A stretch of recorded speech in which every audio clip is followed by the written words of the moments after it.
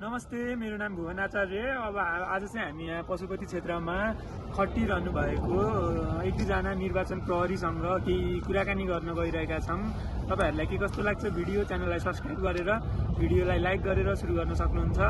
हामीसँग आज हुनुहुन्छ जुम्लाकी मिठु बुढा। स्वागत छ। धन्यवाद।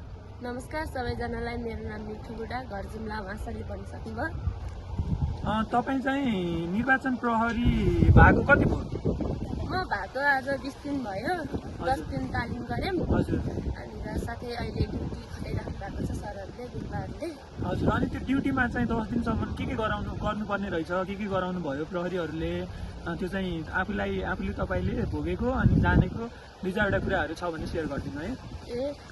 त्यति खासै हामीलाई गाह्रो त भएन। गुरुबाहरूले राम्रैसित सिकाउनु भयो कि। हजुर। जस्तै हामीलाई चिकित्सालयमा सिकाउनु भयो। हामीले पिटी परेड र रमाइलो निर्वाचन सम्बन्धित क्लासहरू पनि लग्यौँ र साथै हामीहरू बेलुका पनि पिटी खेल्थ्यौँ, परेडहरू दोहोऱ्याउँथ्यौँ। अनि बिहान पिटीहरू हुन्थ्यो, दिनमा क्लास हुन्थ्यो निर्वाचन सम्बन्धित। तपाईँले क्लास भन्नुभयो होइन? अनि त्यो क्लासमा चाहिँ के सब्जेक्टमा जस्तो के सब्जेक्टमा चाहिँ कुराहरू गुरुहरूले सिकाउनुहुन्थ्यो त्यो पनि भनिदिनुहुन्छ? निर्वाचन सम्बन्धित अलि धेरै हामीलाई जानकारी छैन नि, त्यसैको लागि सिकाउनु भयो। र साथै यस्तो भिडभाडहरू कसरी हामीले शान्त गर्नुपर्छ भनेर क्लास लाग्यौँ दिनमा। र साथै यो निर्वाचन सम्बन्धित हामीले धेरै कुरा सिक्यौँ। निर्वाचन सम्बन्धित हामीले तालिम लग्यौँ र साथै अहिले हामीले कस्तो भनेपछि क्लासहरू लग्यौँ। क्लासहरू लगिसकेपछि अहिले हाम्रो तालिम पनि सकिसक्यो 10 दिनको। र साथै अहिले हामी गौशालाभित्रै नै अहिले हामीले ड्युटी गरिरहेको छौँ। र सबभन्दा अहिले हाम्रो मेन भूमिका भनेको निर्वाचन शान्तिपूर्ण गराउने र अनि राम्रो गराउने भूमिका हो हाम्रो चाहिँ अहिले। अनि मैले सिकेको अहिलेसम्म यति नै हो। हस्त, धन्यवाद। धन्यवाद मिठुजी, राम्रो समय दिनुभयो, त्यसको लागि धेरै धेरै धन्यवाद भन्न चाहन्छु।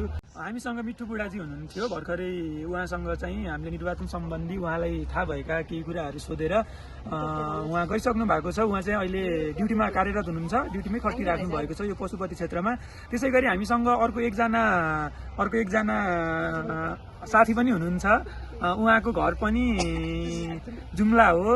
उहाँको नाम चाहिँ मायालक्ष्मी नेउपाने हो। तपाईँलाई स्वागत छ। स्वागत छ महालक्ष्मीजी तपाईँलाई हाम्रो च्यानलमा।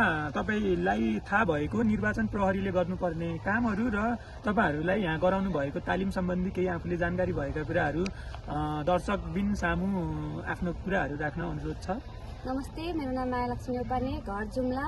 म चाहिँ अहिले यहाँ प्रहरी वित्त गौशालामा कार्यरत निर्वाचन प्रहरी। हामीले चाहिँ निर्वाचन शान्तिपूर्ण गर्ने अनि हामी क्षेत्र नम्बर 2 मा छौँ। नेपालको सबैभन्दा धेरै जनसङ्ख्या भएको चाहिँ क्षेत्र नम्बर काठमाडौँ क्षेत्र नम्बर 2 हो। त्यो भित्र चाहिँ हामीले हेर्नुपर्ने वडाहरू चाहिँ 7, 8 र 9 हो। त्यसपछि हामीले यहाँ चाहिँ एकदमै चुनौतीपूर्ण छ भन्छन् बाहिरबाट। हामीलाई चाहिँ खासमा त्यस्तो हामी डराएको चाहिँ छैनौँ। हामीलाई चाहिँ आशा छ कि हामीले शान्तिपूर्ण निर्वाचन सफल पार्छौँ भन्ने आशा छ हामीलाई। हामी चाहिँ अहिले गौशालामा 200 जना कार्यरत छौँ।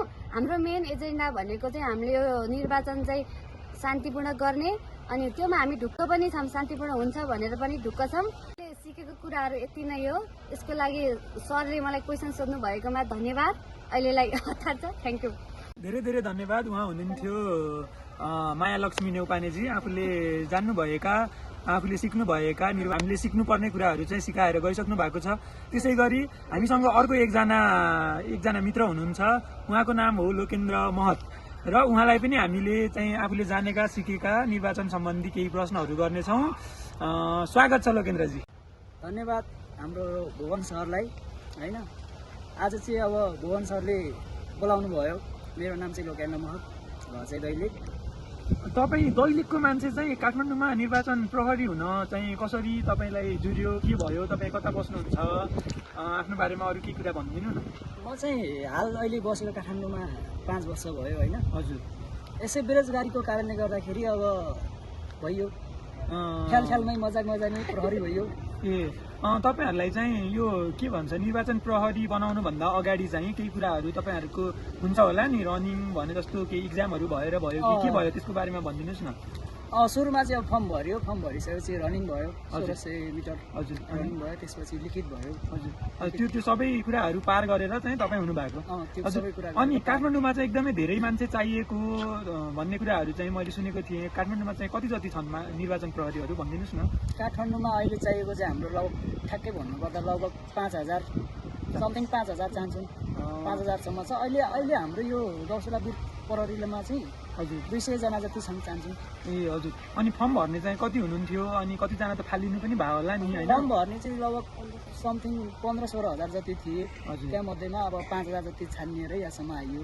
धन्यवाद लोकेन्द्रजीलाई। र त्यसै गरी अहिले चाहिँ हामीसँग हुनुहुन्छ अर्को एकजना निर्वाचन प्रहरी जो चाहिँ अहिले गौशालामा कार्यरत हुनुहुन्छ। उहाँको नाम महेन्द्र थापा हो।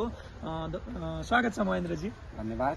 मेरो नाम चाहिँ महेन्द्र बहादुर थापा। अहिले म चाहिँ बस्ने चाहिँ काठमाडौँमा हो। मेरो घर चाहिँ सुदूरपश्चिम कैलाली हो। अनि कैलालीको मान्छे अहिले काठमाडौँमा कार्यरत चाहिँ कसरी सर?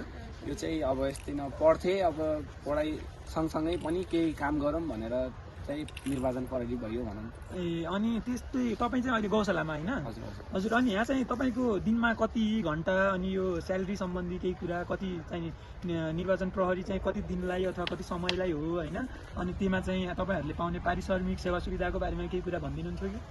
हाम्रो स्यालेरी चाहिँ ठ्याक्क मलाई चाहिँ थाहा भएन। हामीले चाहिँ 40 दिने तालिम चाहिँ गर्ने हो। 40 अनि चुनाव चाहिँ हामीले जसरी पनि सफल पार्ने हो। हजुर अनि हामीलाई त्यही दिनमा 10 दिने तालिम पनि भयो। त्यसपछि दिनमा चाहिँ अहिले ड्युटी हुन्छ, मतलब कसैको 4 घन्टा 5 घन्टा, कहिले 6 घन्टा, कहिले 12 घन्टा पनि हुनसक्छ। त्यही नै हो।